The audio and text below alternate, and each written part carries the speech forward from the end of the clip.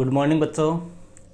देखो भैया, अपने आप सबको पता है कि कक्षा 12 जो 2020-21 का जो बैच था उसे अपने प्रमोट कर दिया गया है और अब जो नया सेशन स्टार्ट हो रहा है वो हो रहा है अपने 2021-22 के लिए। तो देखो, सभी स्टूडेंट्स के 2021-22 में मतलब जो इस साल अपने 12वीं क्लास में जो स्टूडेंट आए हैं उनके थोड़ी सी एक समस्या जो आ रही है वो ये आ रही है कि सिलेबस चेंज हो गया है। तो लगभग स्टूडेंट के ये कमेंट आ रहे हैं कि सर सिलेबस चेंज हो गया है, हमें इस बार क्या पढ़ना है, हमारे सिलेबस में कितने चैप्टर है, कौन सा चैप्टर कितने अंक का है, किस चैप्टर में क्या मैटर है। इन सारी बातों को लेकर कई स्टूडेंट के मन में एक प्रकार से संशय सा बना हुआ है। तो देखो, आज का अपना जो वीडियो है उसमें अपने एनसीईआरटी का जो अपने 2021-22 के लिए नवीन सिलेबस लागू हुआ है उसी सिलेबस की अपने चर्चा करेंगे और सब्जेक्ट रहेगा अपना कौन सा, इतिहास। देखो भैया, अपना जो चैनल है इस चैनल के ऊपर आपको कक्षा 12 की पॉलिटिकल साइंस और कक्षा 12 की ही इतिहास जो है वो पूरी विस्तार से डिटेल के साथ में पढ़ाई जाएगी और जैसे ही अपना कोर्स कंप्लीट हो जाएगा उसके बाद में अपने एग्ज़ाम तक आपके टेस्ट वगैरह भी आयोजित किए जाएंगे। ऐसा हम पिछले साल भी 2020-21 वाले जो स्टूडेंट्स थे उनके लिए भी ऐसा कर चुके हैं। तो सभी स्टूडेंट्स से मेरा आग्रह है कि वो अपने चैनल के साथ में जुड़े रहे और आपके जो अन्य साथी वगैरह हैं जिन्होंने प्राइवेट फार्म भरा है या मान लो जिनकी आर्थिक कंडीशन की वजह से जो स्कूल नहीं जा पा रहे हैं उनको भी अपने चैनल से अधिक जोड़ने का प्रयास करें। तो देखो भैया, अपने आज के वीडियो में बात करते हैं इतिहास के नवीन सिलेबस की। जैसा कि आपको बोर्ड पे दिख रहा होगा भैया, अपने इस बार जो है वो कक्षा 12 इतिहास की बुक जो है उसके 3 भाग है, मतलब 3 भागों में अपने इतिहास विषय बटा हुआ है। भाग फर्स्ट, भाग सेकंड और भाग थर्ड।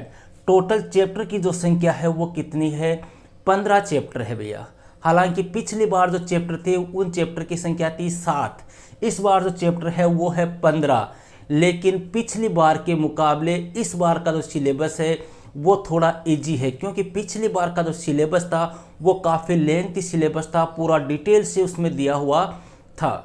तो अब देखो भैया, सबसे पहले बात करते हैं अपने एनसीईआरटी राजस्थान माध्यमिक शिक्षा बोर्ड 2021-22 कक्षा 12 इतिहास नवीन सिलेबस 2021-22 हेतु। तो भैया, इस सिलेबस को अपने आप को क्या करना है, आपकी जो कॉपी है इतिहास की एक आपको अच्छी सी मोटी सी कॉपी डालनी है, उसके फर्स्ट पेज के ऊपर आपको इस सिलेबस को नोट कर लेना है। सबसे पहले बात करेंगे अपने भाग फर्स्ट की। देखो भैया, भाग फर्स्ट जो है उसमें फर्स्ट चैप्टर है ईंट, मनके तथा अस्थियां हड़प्पा सभ्यता। इस चैप्टर में अपने भैया हड़प्पा सभ्यता के बारे में पढ़ेंगे। देखो, सिंधु घाटी सभ्यता नाम है, इसी को अपने हड़प्पा सभ्यता भी कहा जाता है। सिंधु घाटी सभ्यता नाम क्यों पड़ा था, क्योंकि यह सभ्यता जो है वो सिंधु और उसकी सहायक नदियों के आसपास में पाई गई थी, इसलिए इसका नाम सिंधु घाटी सभ्यता रखा गया। हड़प्पा सभ्यता इसलिए कहते हैं क्योंकि इस सभ्यता में जो सबसे पहला स्थल खोजा गया उसका नाम था भैया हड़प्पा, जो वर्तमान समय में अपने पाकिस्तान के पंजाब प्रांत के मोंटगोमरी जिले में स्थित है। ठीक है, तो इसलिए इसको हड़प्पा सभ्यता भी कहते हैं। एनसीईआरटी के अकॉर्डिंग इसका जो कार्यकाल है वो 2600 ईसा पूर्व से 1900 ईसा पूर्व तक माना जाता है। बाकी विस्तार से चर्चा अपने जैसे ही 1-2 दिन में अपने स्टार्ट करेंगे तब आपको पूरी डिटेल के साथ में इसके ऊपर अपने चर्चा करेंगे। तो फर्स्ट चैप्टर में आप समझ गए होंगे अपने क्या पढ़ेंगे। सेकंड चैप्टर है भैया राजा, किसान और नगर। देखो भैया, इस चैप्टर में अपने 600 ईसा पूर्व से लेकर 600 ईस्वी तक, 600 ईसा पूर्व मतलब ईसा पूर्व का मतलब समझ गए भैया, ईसा मसीह के जन्म से पूर्व की जितनी भी घटनाएं हैं उनके पहले लगेगा ईसा पूर्व, ईसा मसीह के जन्म के बाद की जितनी भी घटनाएं हैं उनके लगेगा ईस्वी। तो अपने 600 ईसा पूर्व से लेकर 600 ईस्वी के मध्य के जो अपने राजा वगैरह थे, किसान वगैरह थे और जो नगर वगैरह थे, उन सभी का अध्ययन अपने इस चैप्टर में किया जाएगा। समझ गए, जैसे 600 ईस्वी से पूर्व तक की बातें करें तो अपने देखो महाजनपद काल है, आपके मौर्य काल है, आपके गुप्त काल है, अपने उस समय के जो सिक्के वगैरह थे उन सभी बातों का अध्ययन अपने इस चैप्टर में किया जाएगा। थर्ड चैप्टर आता है भैया बंधुत्व, जाति व वर्ग। इसमें भी भैया अपने 600 ईसा पूर्व से लेकर 600 ईस्वी के मध्य जो बंधुत्व मतलब जो समाज था, सामाजिक जीवन था, उनका जो रहन सहन था, उनकी जो आजीविका थी, जो समाज में जो वर्ग थे, उन सभी का अध्ययन अपने इस चैप्टर में किया जाएगा। फोर्थ चैप्टर आता है भैया विचारक, विश्वास और इमारतें। इसमें भी भैया अपने 600 ईसा पूर्व से लेकर 600 ईस्वी के मध्य जो विचारक अपने यहाँ पर आए, जो इमारतें यहाँ पर बनाई गई, जो विचारक आए थे उनकी मान्यताएं क्या थी, अपने जो यहाँ का सांस्कृतिक जीवन था वो कैसा था, जो जैन धर्म था, जो बौद्ध धर्म थे, उन्होंने कौन कौन सी शिक्षाएं दी, इन सारी बातों का अध्ययन करेंगे अपने फोर्थ चैप्टर में। तो देखो भैया भाग फर्स्ट जो था उसमें अपने कितने चैप्टर है, टोटल 4 चैप्टर है। फिर स्टार्ट होता है अपने भाग सेकंड। भाग सेकंड का फर्स्ट चैप्टर बोल दो या वैसे अपने बोले तो 5वां चैप्टर हो गया। और चैप्टर का क्या नाम है, अपने यात्रियों के नजरिए। यात्री कौन भैया, जो विदेशी यात्री जो भारत में आए थे उन्होंने भारत के बारे में क्या कहा, उन बातों का अपने अध्ययन करेंगे। जैसे अलबरूनी भैया भारत आया था, किताब उल हिंद नामक उसने पुस्तक लिखी थी, बड़ी ही फेमस बुक है। अलबरूनी पहला व्यक्ति था जिसने पंतजलि का संस्कृत में अनुवाद किया था। इसके अलावा इब्न बतूता जो अफ्रीका मोरक्को का रहने वाला था भैया, और उसकी पुस्तक थी रिहल्ला जो काफ़ी फेमस बुक है, उसके बारे में अपने यहाँ पर पढ़ेंगे। इसके अलावा मुगल काल में आया था भैया एक डॉक्टर था जिसका नाम था बर्नियर, चिकित्सक था वो, शाहजहाँ के समय वो यहाँ पर आया था। तो मेन रूप से अपने इस चैप्टर में अलबरूनी, इब्न बतूता और बर्नियर के बारे में अपने यहाँ पर पढ़ेंगे। चैप्टर 6 है भैया भक्ति, सूफी परंपराएं। इस चैप्टर में भैया अपने भक्ति आंदोलन, सूफी मत जो होता है ना, अपने ख्वाजा मोइनुद्दीन चिश्ती, सलीम चिश्ती, हमीदुद्दीन नागौरी, ये जो सूफी सिलसिले हैं इनके बारे में, भक्ति परंपरा में अपने कबीर है, गुरु नानक है, मीराबाई वगैरह है, इनके बारे में अपने इस चैप्टर के अंदर अध्ययन करेंगे। इसके अलावा जो दक्षिण भारत में जो आलवार और नयनार संत हुए थे, अर्थात विष्णु और शिव को मानने वाले, उनके बारे में भी अपने अध्ययन किया जाएगा। 7वां चैप्टर आता है भैया एक साम्राज्य की राजधानी, और वह साम्राज्य कौन सा, आपका विजयनगर। इसमें भैया अपने विजयनगर साम्राज्य के बारे में अध्ययन करेंगे। विजयनगर भैया जिसकी स्थापना 1336 ईस्वी में 2 भाई थे, जिनमें से एक का नाम था हरिहर और दूसरे का नाम था बुक्का। इन दोनों भाइयों ने मिलकर दक्षिण भारत में इस साम्राज्य की स्थापना की थी। इसी साम्राज्य का अध्ययन अपने चैप्टर 7 में करेंगे। और इसमें कौन कौन से वंश हुए, जैसे संगम वंश है, तुल्लु वंश है, इन सभी वंशों का अध्ययन भी अपने इस चैप्टर में किया जाएगा। चैप्टर 8 है भैया किसान, जमींदार और राज्य। इस चैप्टर में भैया उस समय के जो किसान थे उन किसानों की कंडीशन कैसी थी उस समय का, मतलब अपने यहाँ पर मुगल काल से है।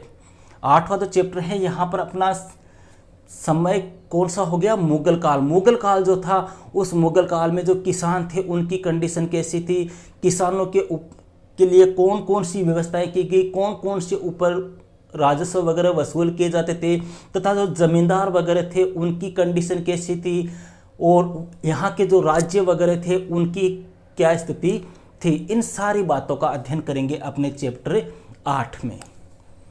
चैप्टर 9 है भैया शासक और इतिहास।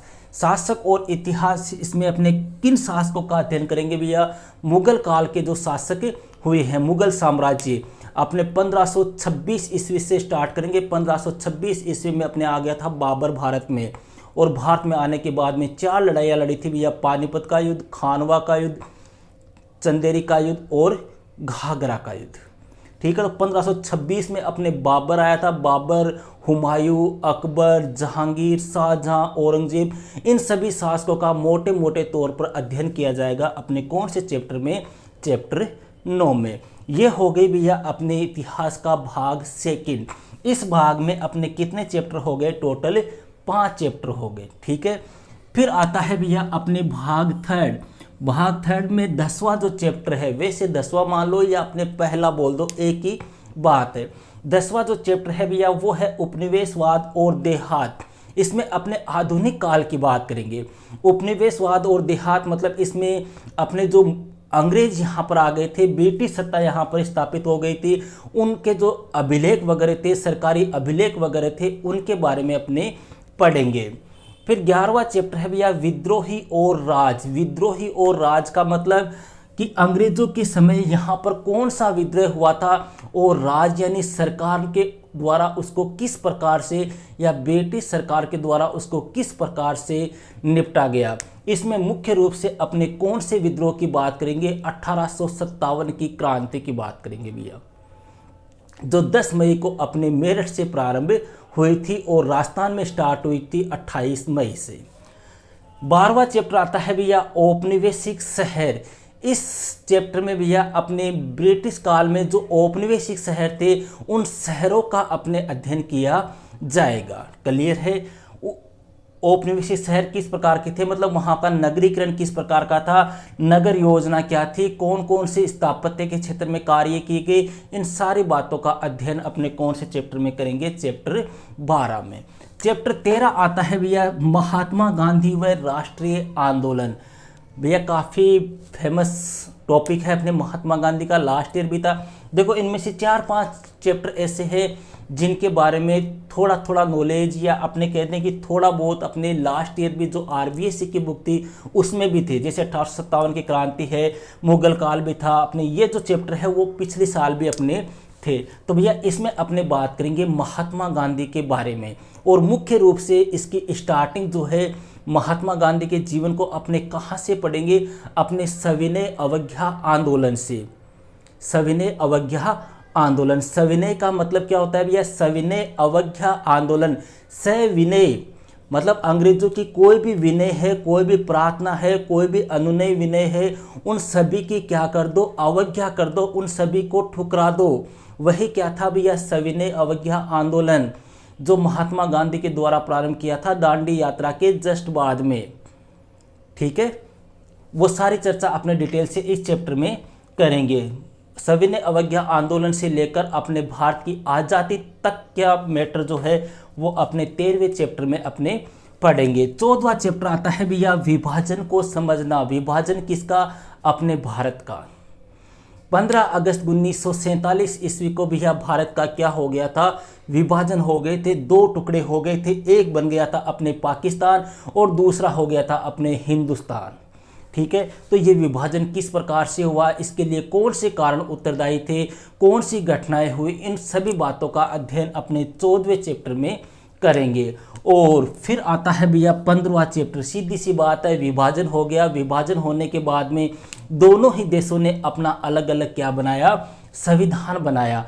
तो इस चैप्टर में अपने भारत के संविधान के बारे में पढ़ेंगे, जो 26 नवंबर 1949 को बनकर तैयार हुआ और 26 जनवरी 1950 को क्या हो गया था? लागू हो गया था। तो ये है भैया अपने कक्षा 12 एनसीईआरटी की जो इस साल की अपने बुक है 2021-22 की, उसका नवीन सिलेबस। अब यहाँ पे स्टूडेंट्स के देखो भैया कमेंट आ रहे हैं कि सर आप कब से पढ़ाना स्टार्ट करोगे? तो स्टार्ट का ऐसा है भैया, देखो अब लास्ट ज़्यादा से ज़्यादा 1 या 2 दिन में अपने स्टार्ट कर देते हैं। सबसे पहले मैं आपको पॉलिटिकल का सिलेबस आपको बता चुका हूँ, हिस्ट्री का सिलेबस बता चुका हूँ। हो सकता है आपकी कल से क्लासेस स्टार्ट हो जाए, तो आप लोग अधिक से अधिक संख्या में जुड़ने का प्रयास करें। आपके जो भी साथी वगैरह हैं उनको भी अपने चैनल के बारे में ज़रूर से बताएं। ओके भैया, तो मिलते हैं नेक्स्ट वीडियो में एक नेक्स्ट टॉपिक के साथ। तब तक के लिए जय हिंद, जय भारत। That's all.